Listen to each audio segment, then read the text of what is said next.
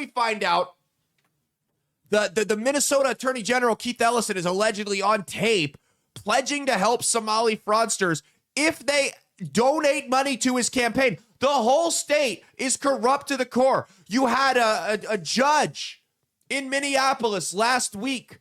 A guy got convicted for hundreds of thousands of dollars of welfare fraud. A Somali did in Minneapolis. The jury of his peers unanimously finds him guilty. The judge, who, by the way, before she was a judge, did customer service at a credit union and then got appointed to be a judge by Tim Walz. She got her law degree, decided she didn't want to do law, and then became a customer service representative at a fucking bank. And Tim Walz said, yeah, she'll make a great judge.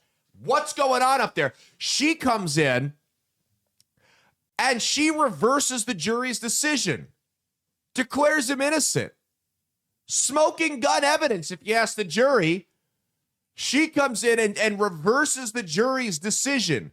The whole state is corrupt to the core. Folks, we're at a point where we have to start asking, is Minnesota a rogue state? Everyone talks all this shit about Newsom and New York City and all this stuff. Minnesota is rotted to the core. The communists have infiltrated every institution imaginable up there.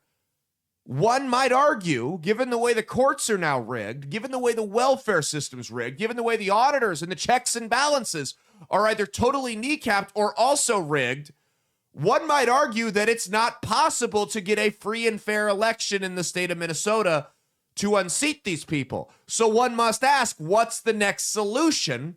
And that solution is one nobody wants to talk about, which is President Trump declares Minnesota to be a rogue state, and sends the National Guard in to drag Tampon Tim Walz out of his office, kicking and screaming, off to prison.